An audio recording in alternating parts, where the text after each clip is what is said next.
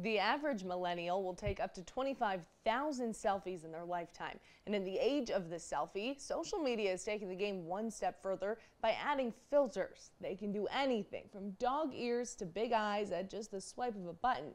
But what might seem like harmless fun, experts say could actually be damaging to a person's self-esteem. When you sit down in a salon chair, an experienced hairdresser knows it's about more than just your outward beauty. You definitely deal with people's insecurities and emotions and concerns. Kind of it's like therapy. A little bit of hair and a little bit of therapy.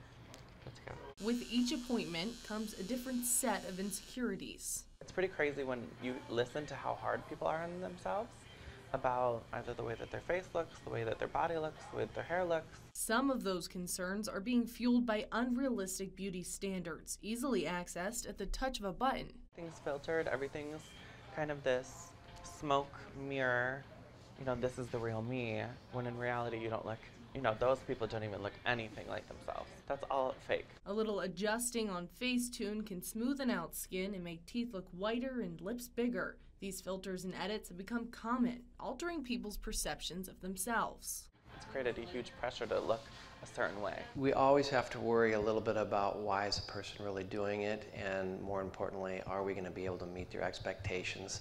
So that's where social media can be hurtful too sometimes. You have people posting things that maybe aren't completely accurate. After surveying hundreds of women, researchers from Boston University found those who use social media and editing apps frequently are more likely to want plastic surgery.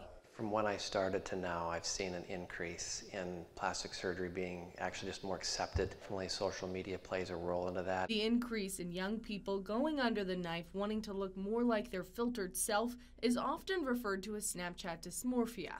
Although almost all social media apps have a filter option. Looking at the filter, saying, well, that's how I could look, I think starts them down the road, like, okay, if I can maybe tweak this or tweak that and maybe change this or change that. Definitely a lot of body dysmorphia issues with social media. When you're visually shown what you can look like and what you want to look like, and then in reality that's not what you look like, that can be really difficult. Another influence of social media on personal image is the exposure of procedures like nips, tucks, and plumps.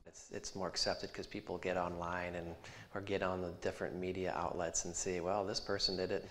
People say, hey, she had good results, so why don't I try the same thing? It's shared a lot more than it has ever before.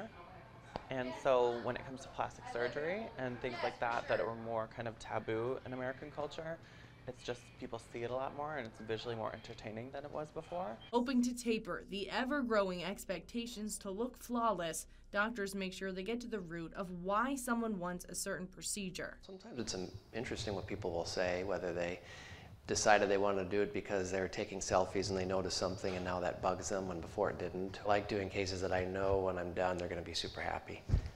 If I'm kind of worried about a case or not sure about the expectations, then those are the ones that I would rather not do. I'm a big advocate for doing whatever you want to do to make yourself feel better. It's about enhancing who you are. It's not about changing who you are. Everyone's so hard on themselves. Like, love yourself a little bit more. Not all plastic surgery is bad or unhealthy. Surgeons recommend that you give yourselves time to mull over surgery decisions before doing something that you might regret later. Rebecca Pryor, KCAU-TV News.